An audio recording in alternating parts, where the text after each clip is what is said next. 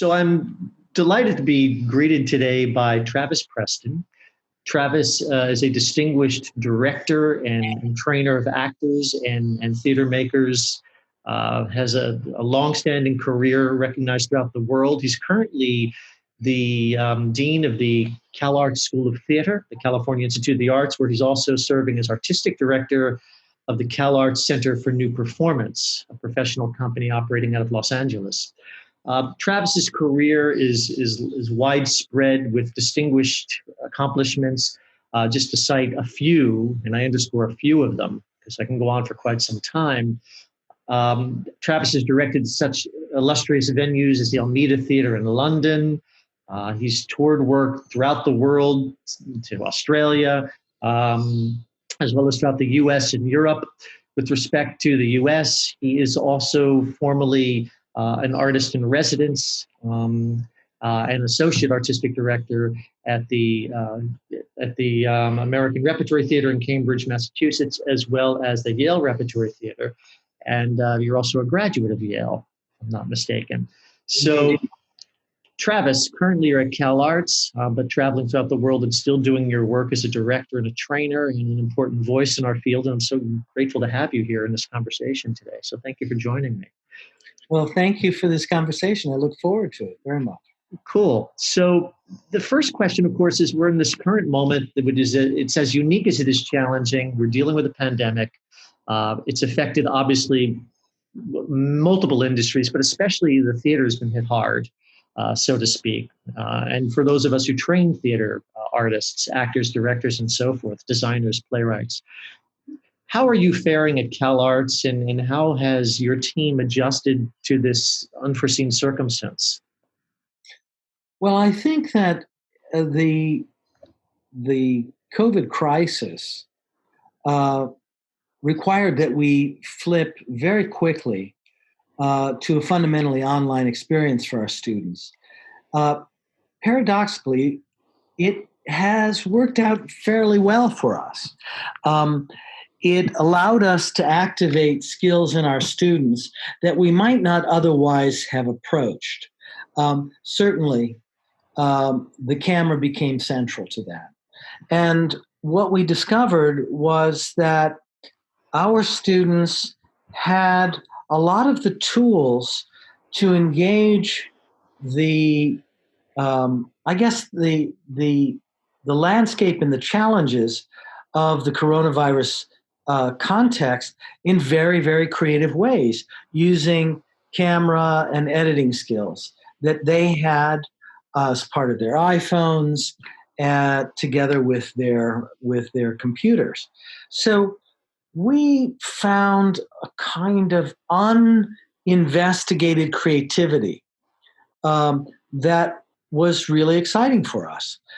Needless to say, there were frustrations as well. And the absence of in-person contact was terribly frustrating, continues to be terribly frustrating.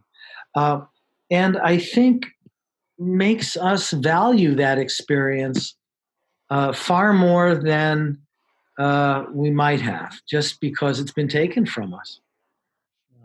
You talk about uninvestigated creativity, and that's that's been, if I may say, a benchmark of CalArts throughout its history. An institution that commenced in the 1960s, if I'm not mistaken, under the auspices of Walt Disney of all people. How do you see yourselves as trainers and as students, as alumni of CalArts and the theater school in particular, meeting this moment so that when we do perhaps, and I think we will, I think we all hope we do, go back to some semblance of a new normal where we can come together and to share in a live event in person, and perhaps some mixed media experience, who knows. But how has this uninvestigated creativity, do you think, sort of have us facing forward so that we can meet the current moment and look towards the future in an empowered way? Well, I think that it's led to discoveries of talents that might not have been engaged if the crisis had not been there. From my experience, I was head of acting at NYU for a period of time. And one of the things that I realize as I've been approached by many of the graduates of that program is that though they studied acting, they went on, many of them, into careers as writers, as directors, and certainly as producers as well. I think that this particular moment has enfranchised the actor as a maker of something. And that will engage skills that we certainly associate with acting, i.e., character and story.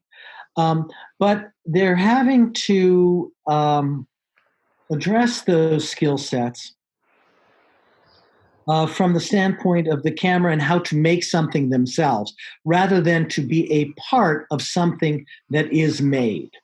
And I find that has given them great power and a certain kind of agency that they've reveled in. And so how we've changed things moving into the fall is that we're focusing on training all the actors in 6-week modules to learn how to shoot and edit.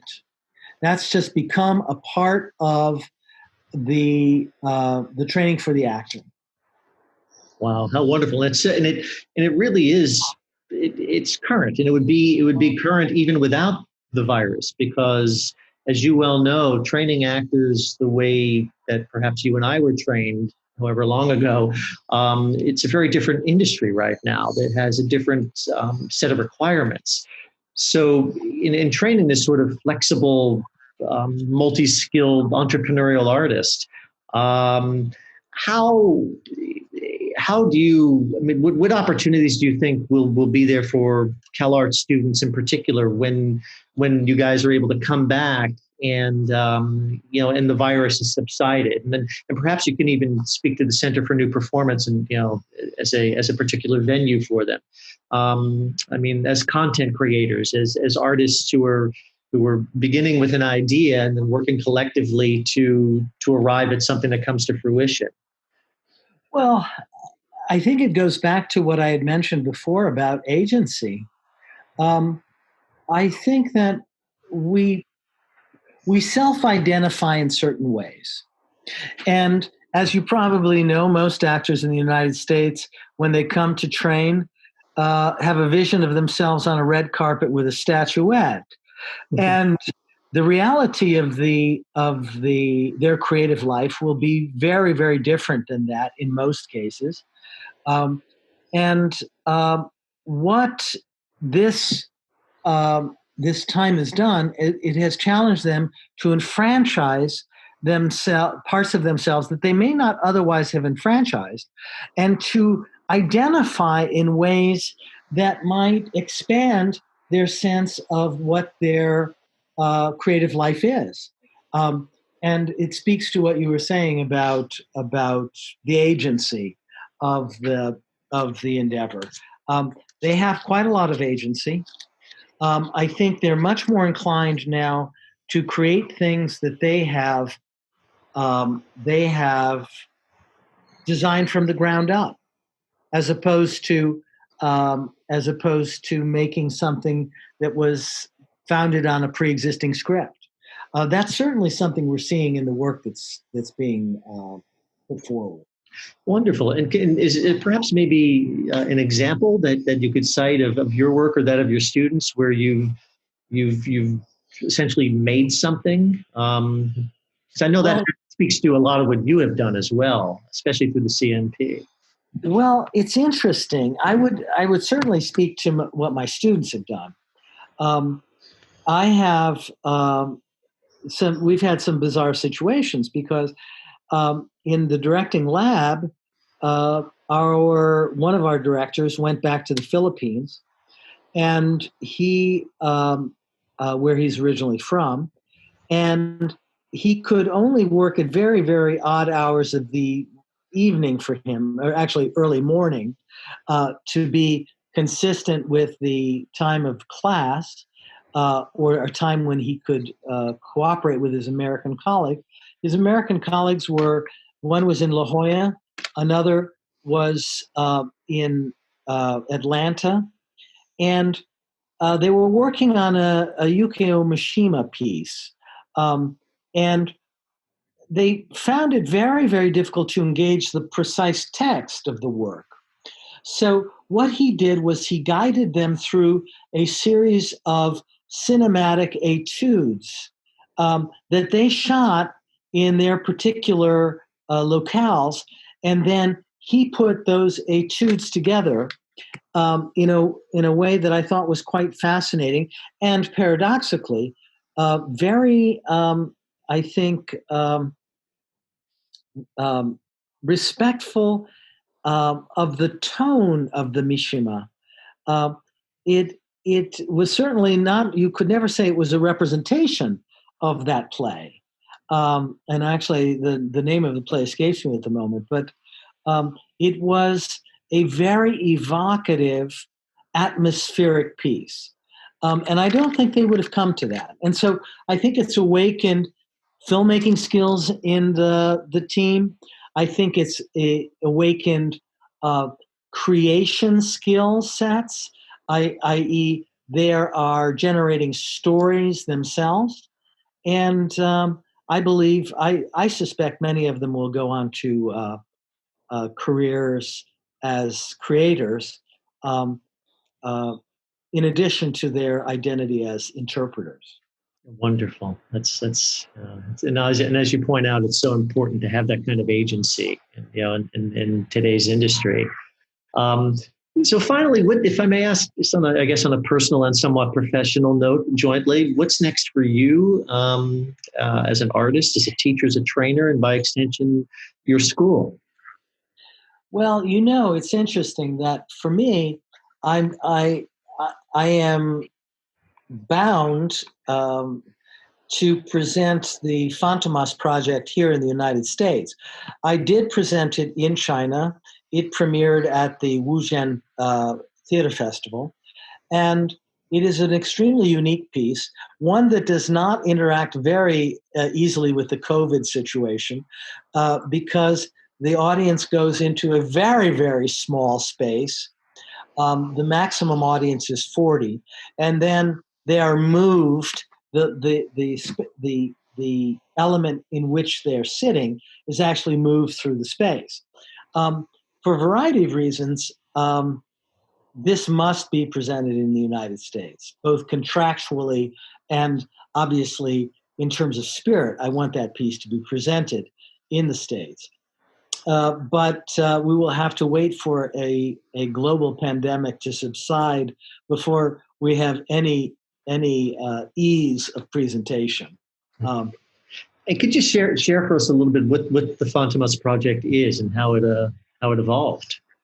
Well, it was a cooperation with my friend Tom Gunning, who I say without hesitation is one of the foremost experts in the world on early cinema. Fontamas was a figure based on a series of novels in the early 20th century, and it was a very important set of novels for the surrealists.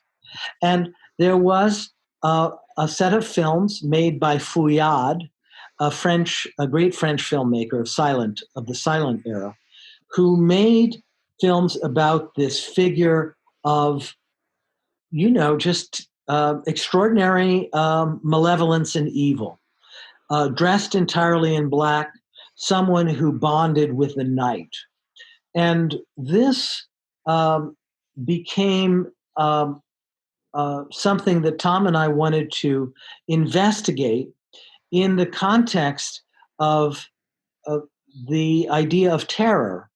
And honestly, the idea of literal terrorism. The figure of Fontamas had been associated, his origins had been associated with the early anarchists in Paris who did things like blow up a restaurant. And so we took this figure of infinite mystery, someone who was absolutely founded in a kind of evil intention, and we took that and its relationship to surrealism, and we made that the substance of the work. And then we decided that the only way that we could do this was actually to literally move the audience. That their experience of time and space had to be so disoriented. That was consistent with the novels. And so we created a box on wheels that had 4 projectors. And so we used considerable amount of animated projection.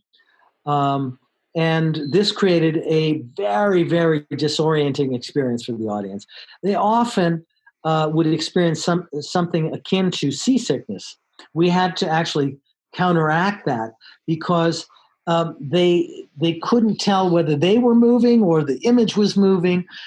It's a very disorienting experience. That's fantastic. Sounds like an extraordinary theatrical experience, and one that indeed people can look forward to once we do get back into some sense of being with each other, to commune.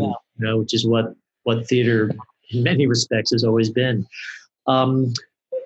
So Travis, thanks so much for our time today. Really, it's great to see you and to see how well you're doing, all things considered with this pandemic. And your students are very fortunate to have you at the in such a leadership role at the School of Theater at CalArts. Well, listen, thank you. It's been a pleasure talking to you as always, Peter. Oh, thanks. Cheers. Bye now.